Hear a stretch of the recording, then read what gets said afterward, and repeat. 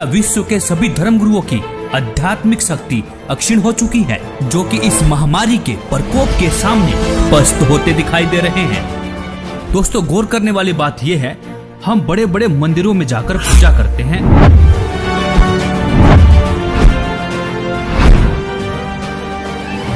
मस्जिदों में जाते हैं, तीर्थ व्रत उपवास करते हैं, धर्मगुरुओं से दीक्षा लेकर भक्ति भी करते हैं।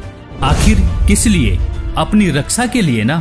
और दूसरी तरफ हिंदू धर्म के प्राचीनतम और आधारभूत सदग्रंथों में से एक ऋग्वेद के मंडल नंबर 10 के सूक्त 161 पर परमेश्वर के गुणों में लिखा हुआ है, यदि किसी रोगी की जीवन शक्ति समाप्त हो, यदि वह सीमा से भी परे हो गया है, यदि वह मृत्यु के सन्निकट चला गया है, तो भी उसे मैं भारी कष्टप्रद रोग के पंजे से मुक्त कराऊं तथा उसे शतवर्ष अर्थात 100 वर्ष के जीवन हेतु बल संपन्न करूं। दोस्तों, यह सुन आप यह भी कहेंगे कि यह तो किताबी बातें हैं, ऐसे कैसे हो सकता है? लेकिन दोस्तों, सच में ऐसा संभव है। वीडियो देखते रहिए, आगे बताएंगे भी और प्रमाण भी दिखाएंगे। यदि भगवान ऐसे लाभ नहीं दे सकता तो पवित्र वेद भी झूठे पड़ सकते हैं। एक तरफ विज्ञान फेल है तो दूसरी तरफ अध्यात्म भी। ऐसे में अध्यात्म पर भी सवाल उठने लाजमी है, क्योंकि वेद तो भगवान के गुणों का यह गुणगान करते हैं, कैसा भी रोगी क्यों ना हो, परमेश्वर उसे ठीक कर 100 वर्ष की आयु प्रदान करता है।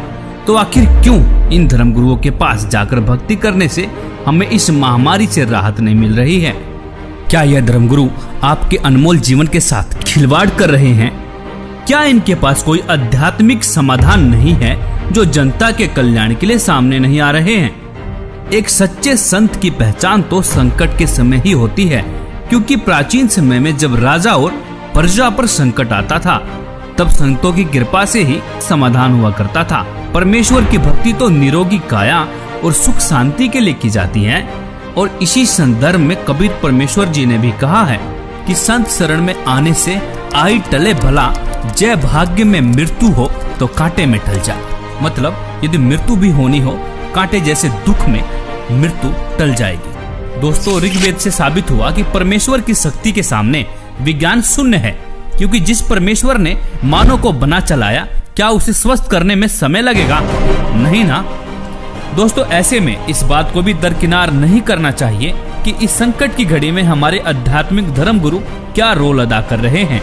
कोई भी धर्मगुरु सामने आकर यह विश्वास नहीं दिला पा रहे हैं कि मानव जाति पर मंडरा रहे महासंकट से किस प्रकार से बचा सकते हैं। और दूसरी तरफ एक संत के शिष्य माननीय प्रधानमंत्री जी को लाखों पत्र लिखते हैं, लाखों ईमेल करते हैं।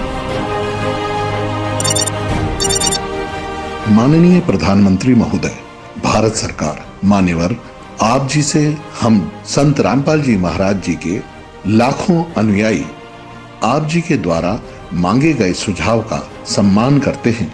हमारी आप व आपकी सरकार से विनम्र प्रार्थना है, हम आप सभी से यह आग्रह करना चाहते हैं कि रामपाल जी महाराज इस विश्व में एकमात्र संत हैं जो शास्त्रानुकूल भक्ति विधि देकर लाखों करोड़ों परिवारों को कई प्रकार से दैहिक, दैविक, भौतिक तापों से राहत दिला चुके हैं। ऐसी आध्यात्मिक शक्तियों से परिपूर्ण संत जो कि बेकसूर हैं, उनको जेल में रखा गया है। बावजूद इसके यदि आप अपने मंत्रिमंडल के साथ उनके पास जाकर इस महामारी से बचाव हेतु अपनी प्रार्थना लेकर जाएं, तो हम ये पूर्ण विश्वास के साथ जानते हैं, क्योंकि संत परोपकारी व परमार्थी होते हैं, हमें यह पूर्ण विश्वास है कि वे अपनी दया दृष्टि पूरे विश्व पर बरसाकर इस समस्या से निजात दिला सकते हैं।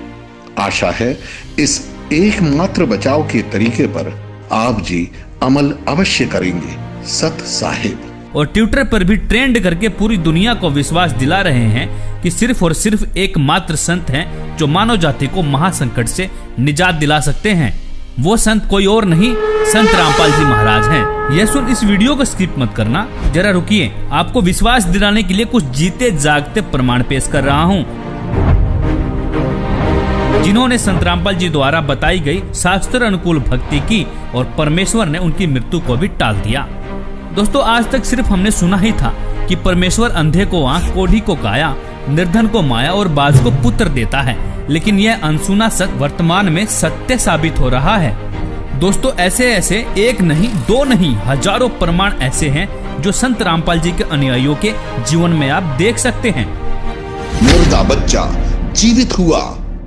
जब मैं मजदूरी पे चला गया तो पीछे से उसकी मृत्यु हो गई जी, लड़के की। 1.5 साल का लड़का था दास का, और उसकी मृत्यु हो गई। जब घर आके जब मैंने देखा जी, उसकी स्थिति देखी तो हाहाकार मच रही थी। आस पड़ोस वाले भी इकट्ठे हुए, सभी ऐसे अफसोस मना रहे थे। वो बच्चे की लाश लेकर मैं गया जी, गांव का डॉक्टर है, डॉक्टर ने चेक किया जी उसको और कहता कि इसको घर में ले जाए, इसमें श्वास नहीं है। और मैं घर में आते आते ऐसे रखा बच्चे को, तो मैंने गुरुजी से अरदास लगाई घर में ही जी, और मैंने कहा कि हे परमात्मा, जब आप मेरी आजू बढ़ा सकते हो, मेरे रोग, ये कैंसर तक का रोग ठीक कर सकते हो मालिक, इसकी भी रक्षा करो दाता, इसकी भी आजू बढ़ाओ।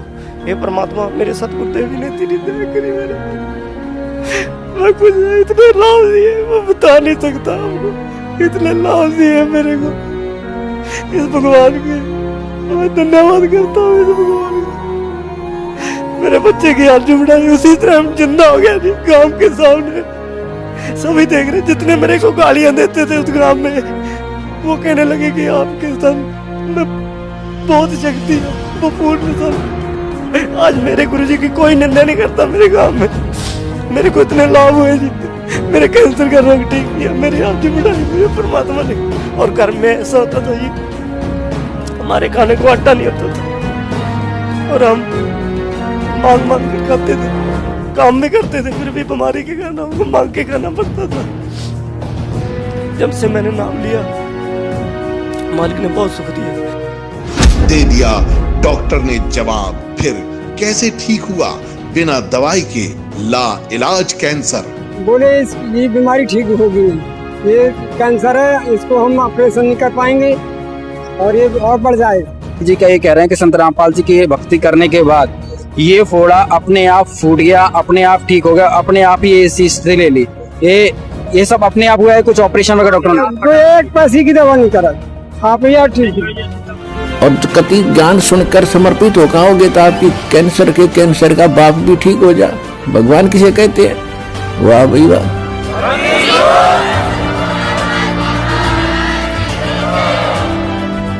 मुर्दा हुआ जिंदा।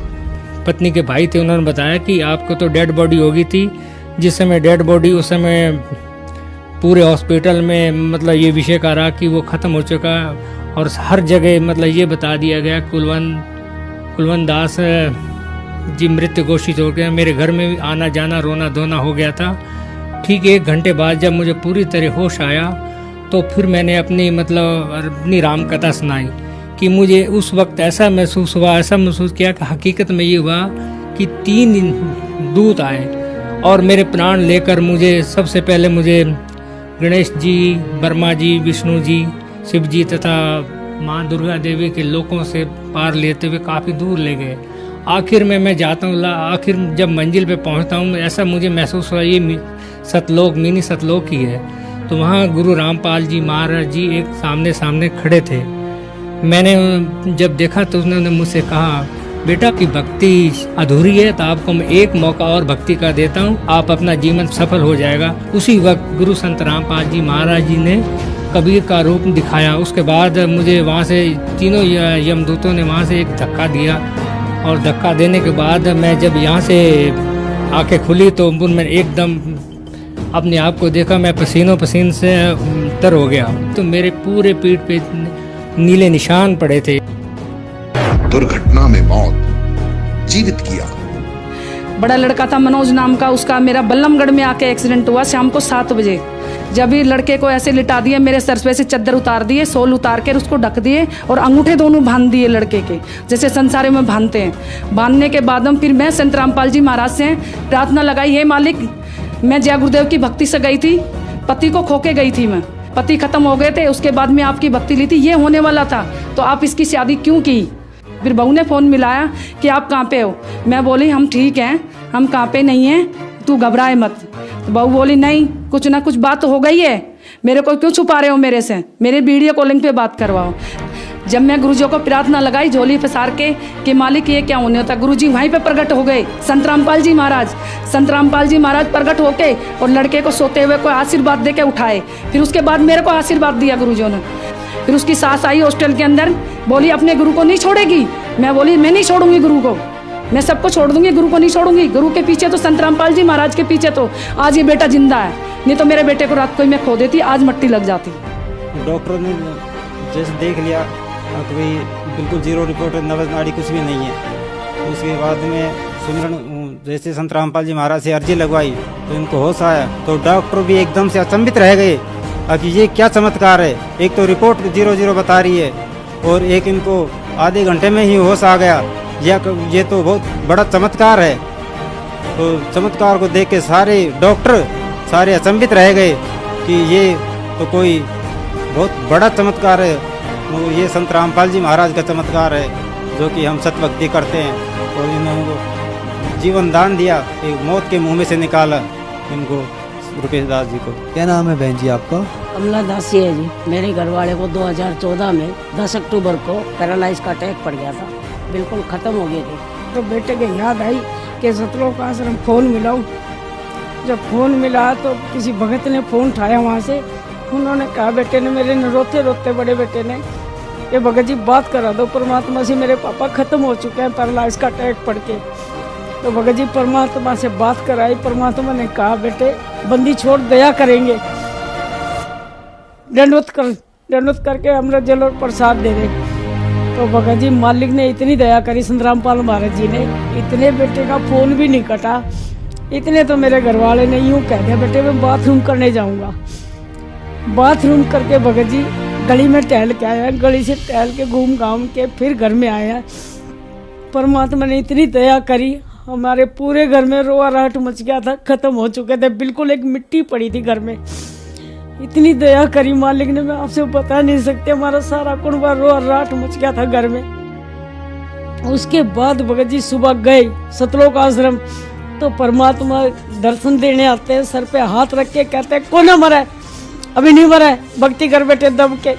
उसके बाद सर जी आपको क्या बताऊं, इतनी दूर बेटा खड़ा था, उससे क्या भक्ति कर बेटे कौन मरा तेरा बाप। जो 3 हार्ट अटैक हो चुके थे उससे पहले तो डॉक्टरों ने ये कहता था इतने जिएंगे, इतने ये दवाइयाँ खाते रहेंगे। आज 7 साल होने को है भगत जी, सारी दवाइयाँ छुट्टी हुई उनकी, 4 बार पैरालाइज हो लिया, 3 हार्ट अटैक, 7 अटैक कम नहीं होते भगत जी। आपको क्या क्या लाभ बताऊं, मालिक ने इतनी दया कर रहे हैं, संत रामपाल महाराज जी ने पूरा जीवन दान दे रखा है। उदाहरण के लिए अनुयायियों के अनुभव के वीडियो लिंक डिस्क्रिप्शन में देख भी सकते हैं।